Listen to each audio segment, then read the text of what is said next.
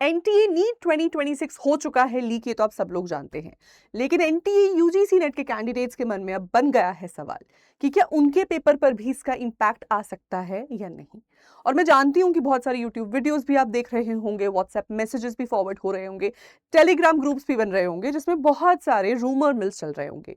लेकिन I promise, मैं ऐसी कोई रूमर मॉन्गरिंग आज यहाँ नहीं करने आई हूँ, क्योंकि मैं आपको लॉजिकली बताऊंगी कि कितने परसेंट चांसेस हैं पेपर के डेट पे असर पड़ने के या नहीं।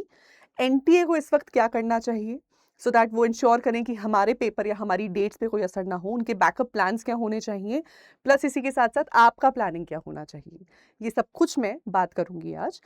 क्यों बात करूंगी? क्योंकि मैं इमोशनली इस मुद्दे से बहुत कनेक्ट करती हूँ। मैं पिछले 6 से 7 साल से पढ़ा रही हूँ और 2026 में जो हुआ था उस वक्त एनटीए के ऑफिस के सामने, यूजीसी के ऑफिस के सामने, हायर एजुकेशन के ऑफिस के सामने फिजिकली धरने पे मैं भी खड़ी थी, मेरी पूरी टीम हमारे साथ खड़ी थी।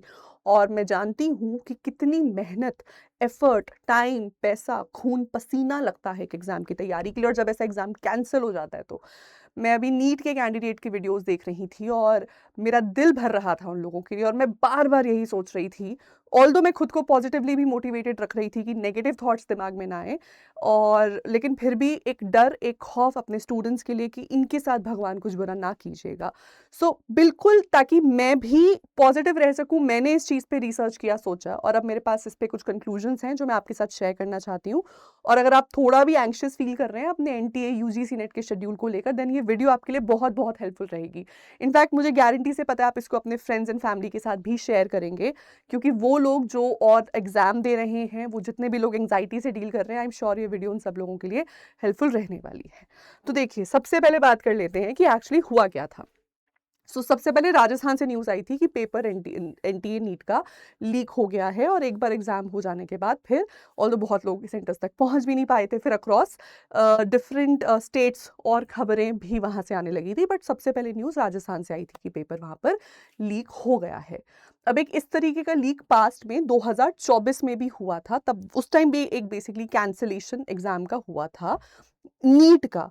और अब उसी साल यूजीसी नेट के पेपर की खबर आ गई थी कि वो हमारा पेपर लीक हुआ है, क्योंकि वो बहुत सालों बाद उसे ऑफलाइन मोड में कर रहे थे, तो एट सम पॉइंट वो पेपर लीक हो गया, और अपेरेंटली न्यूज में आ रहा था कि वो टेलीग्राम पे आ गया है। अब इस साल फिर से 2026 का नीट का पेपर लीक हो गया है और पेपर कैंसिल कर दिया गया है, रद्द कर दिया गया है। तो क्या चांसेस बन सकते हैं कि हमारा पेपर पोस्टपोन होगा? मैं बताती हूँ आपको। देखिए, 80% चांसेस मैं आपको क्लियरली बता देती हूँ। 80% चांस तो यही है कि आपका पेपर मूव नहीं होगा। सिर्फ 20% चांसेस हैं कि पेपर मूव होगा।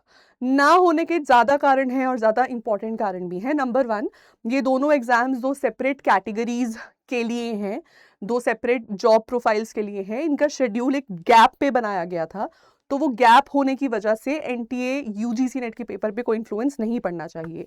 दूसरा, इस वक्त जहां फिर से एनटीए हमारे शक के घेरे में आ गया है, कटघरे में खड़ा हो गया है, वहां पर वो अपनी क्रेडिबिलिटी को थोड़ा सा और प्रूव करने के लिए अब और ज्यादा कोशिश करेंगे कि यूजीसी नेट का पेपर ऑफ शेड्यूल ना चला जाए, क्योंकि किसी भी तरीके का पोस्टपोनमेंट या चेंज या लास्ट मिनट चेंजेस एक पैनिक सिचुएशन को दिखाएगा।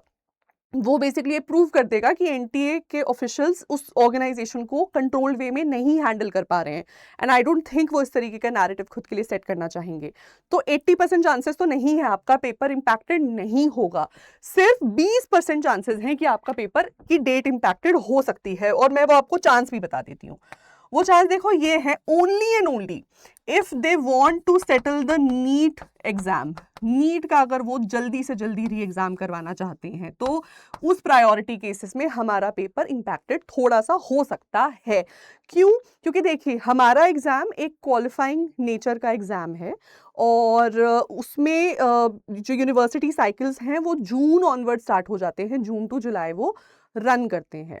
नीट का प्रॉब्लम यह है कि नीट का नेशनल लेवल का काउंसलिंग सेशंस रन करते हैं, एंड नीट के बाद जो जॉब लगती है that is to become you become a doctor, but आज के टाइम में डॉक्टर बनने से काम नहीं चलता, आपको पीजी की प्रिपरेशन करनी है, आपको अपनी एमडी एमएस करना है, फिर उसके ऊपर आपको सुपर स्पेशलाइजेशन करना है, तो उन लोगों के लिए जो साइकिल है इट्स मच लॉन्गर।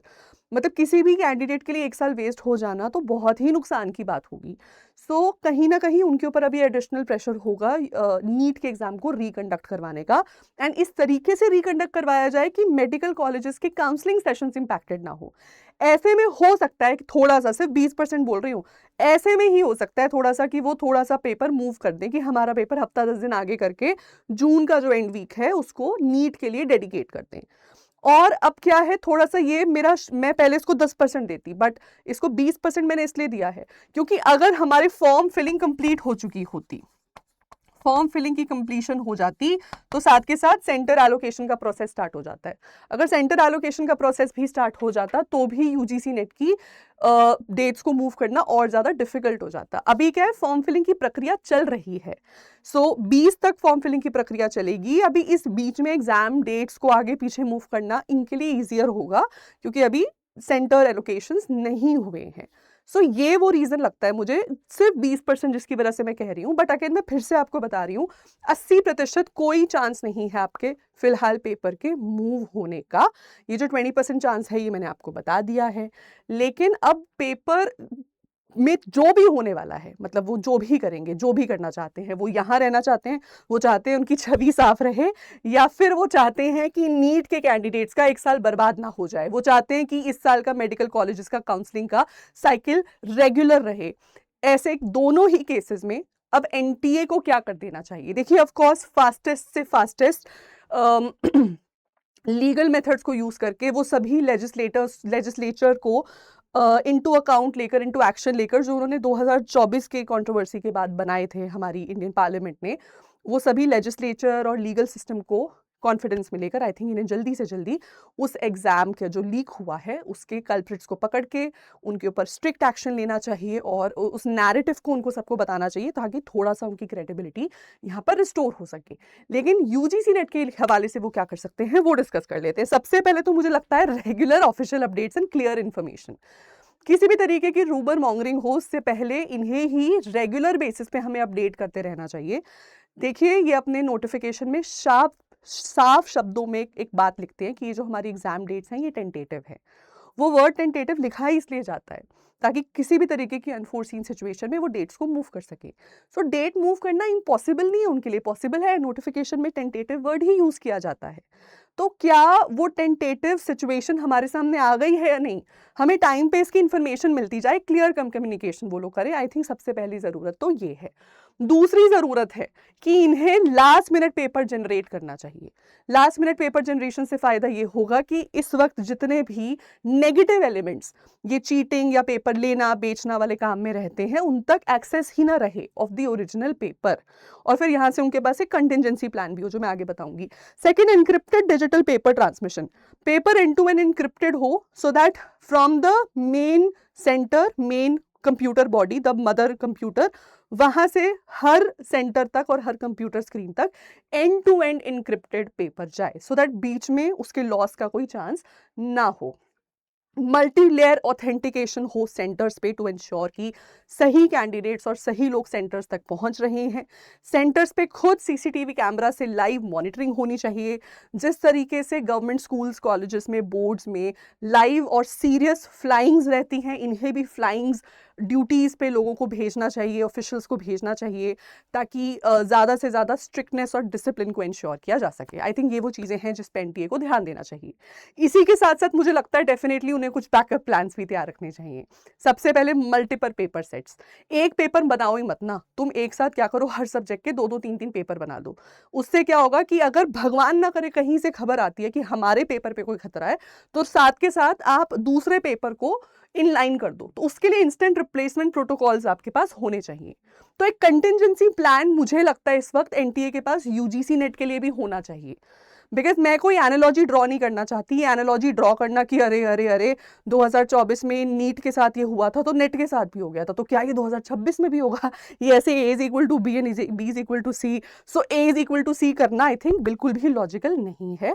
बट हाँ, अब हम लॉजिकली ही बात कर रहे हैं, प्रैक्टिकली बात कर रहे हैं, तो प्रैक्टिकल वर्ल्ड में हम हर तरीके की अनफोर्सीन सिचुएशंस को माइंडफुली लेके चलते हैं। ऐसे में बस हम यही कर सकते हैं कि जो हमारे कंट्रोल में उसको कंट्रोल करें।